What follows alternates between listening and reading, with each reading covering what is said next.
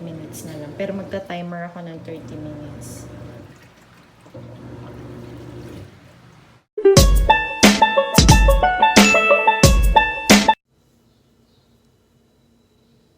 Good morning, guys!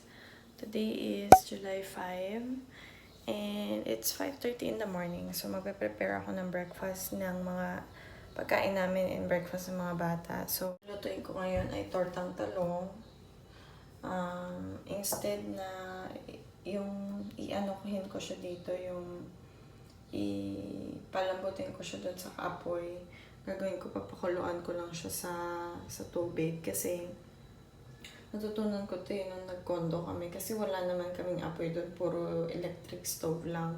So, ang pwede ko lang gawin is pakuluan. Pero I find it easier and mas less yung time na makukuha niya pag pakulo lang yung tubig. So, yun yung gagawin natin. So, buksan na natin ito.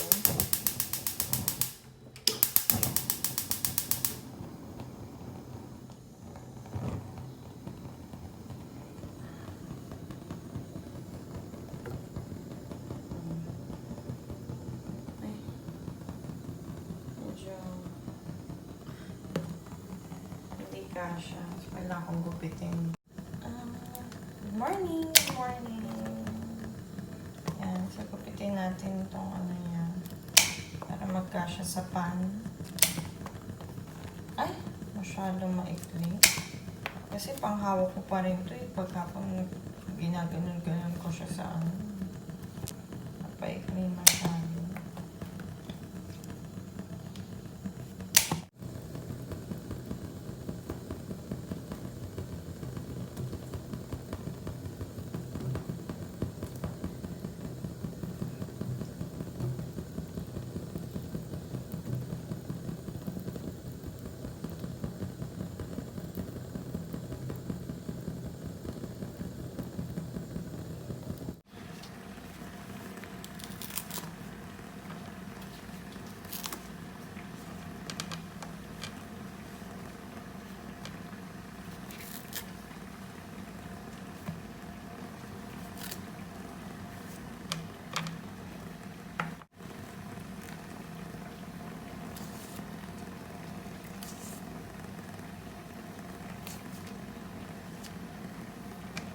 Iwain lang natin siya sa 3.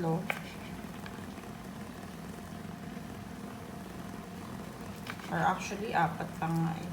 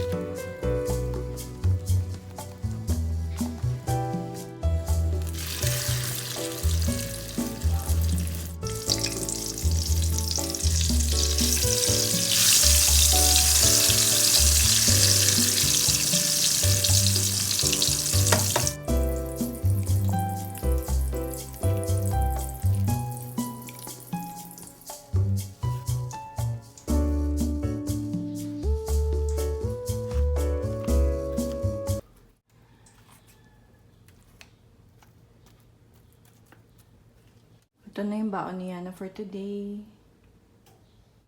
Pauwi na ako, galing naghatid kay Yana. Sarap pa ng ganitong araw kasi alas 7 pa lang, so vitamin D talaga siya.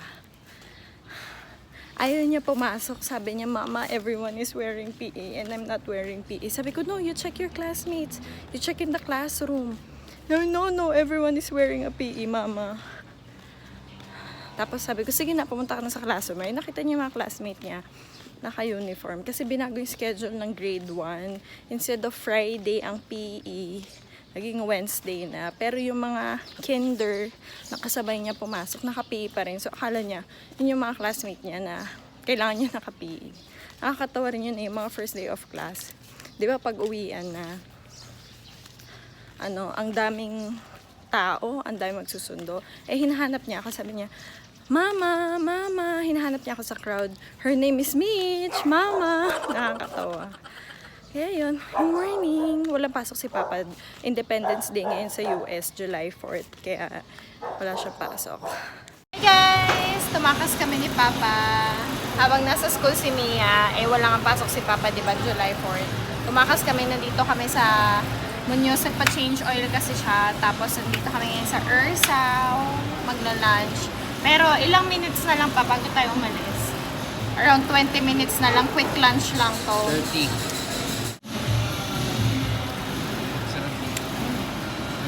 Kaso, yung sugar hindi control. Hindi natin sinabi. Favorite namin tong kainan eh. Actually, high school pa lang ako may Ursaw na paborita na namin kainan. Pero mura pa nung time na yon. Tapos kaming dalawa din, nung mag-asawa na ba tayo mag-jowa? Mag-jowa na. Kumakain na kami dito, favorite namin. So ngayon, nagkaroon kami ng chance na pumunta dito. Dito kami kakain. Okay nga kasi nag-offer na sila ng frozen foods. Harap. Thirst quencher yung milk tea nila. 100 lang yung lab, no? May mahal, may mura. Hindi siya parang, no? Hindi parang Jollibee. Parang feeling ko Jollibee pa rin mura. Pero maiba naman, syempre. Order namin dumpling, vegetable dumpling, spicy squid, tsaka radish cake. Tapos, ano to? Free ba to, lab? Free ata. Miso soup. Tapos, extra rice na lang si Papa. Tapos, may chili sila. Merong seaweed powder. Ito, soy sauce. Yan, kain tayo, guys. Kain, love.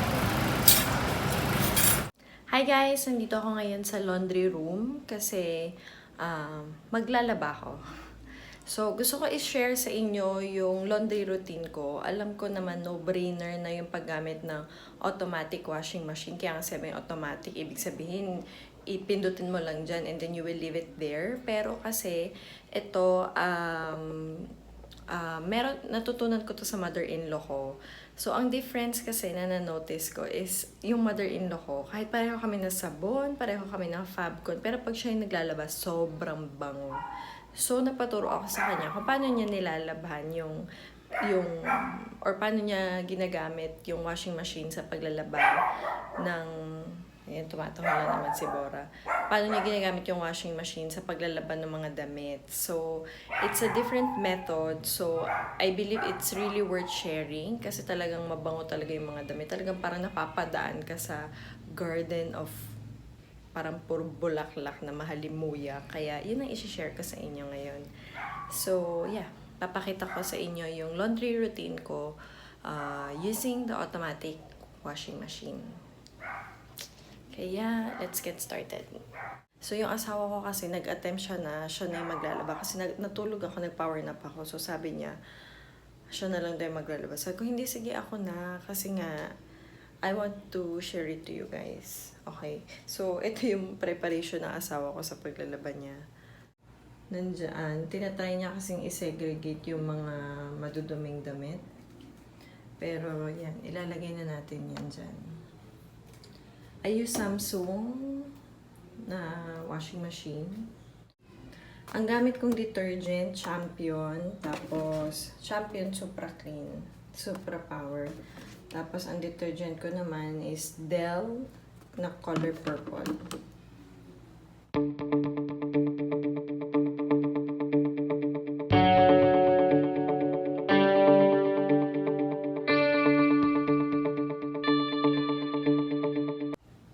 Okay, so yan na yung maduduming damit. Okay, so to start, syempre, bubuksan natin yung washing machine. Buksan natin yung tubig.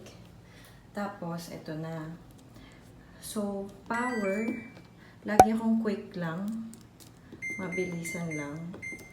Tapos, wash and rinse.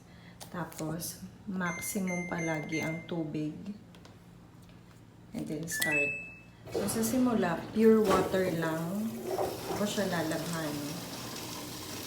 Parang banlaw muna. Ayan. So, hintay lang tayo. So, pure water lang. No soap, no anything. Just wash and rinse. Okay guys, so tinawag na ako ng washing machine. Tapos na. So, ito na yung itsura ng wash and rinse. Diba? So, ang gagawin natin sunod, kuha na tayo ng detergent. Actually, wala to. Hindi ko pa nare-refillan. I-refill ko muna to dito. Wala tong ganun. Ayan, so magtakal na tayo. Usually 6 to 8 ako magtakal. 1. Dito dapat yan. Dito ang detergent. So, mas ano ko mas masaya ako na hinahalo dito, tas kinakalat. 2, 3, 4, 5, 6, mga 7. Tapos, ang ginagawa ko, hinahalo ko yan. Ang maganda kasi sa Champion, wala siyang chalk, so hindi siya umaano sa mga damit. Hindi kumukulay yung color white. Kasi minsan gumamit na ako ng powder na lagyan ng color white yung mga damit. Ayan. Let's close natin. And then, power, quick, and then wash lang. Purely wash. Tapos automatic. Tapos maximum water.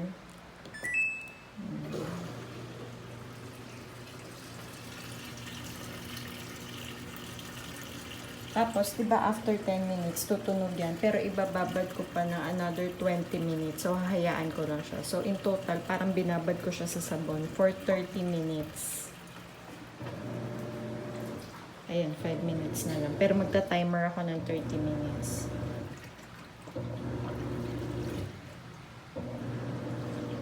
Okay guys, so after 30 minutes na babad, yan. Power, i-rinse na natin siya. Wash and rinse. Another 21 minutes.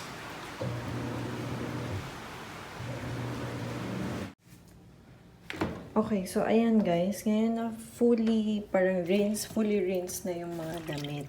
Ang susunod na gagawin natin, lalagyan na natin siya ng Fabcon.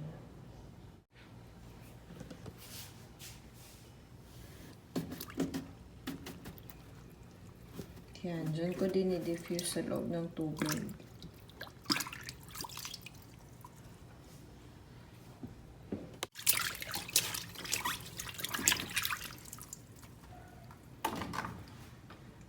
Tapos, on, quick wash.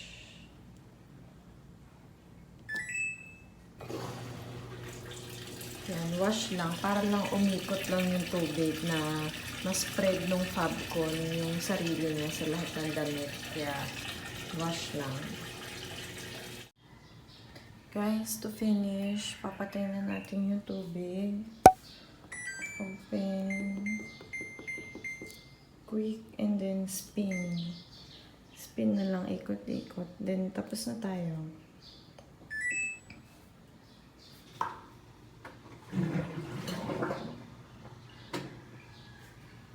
Yan, sampay na lang after yan.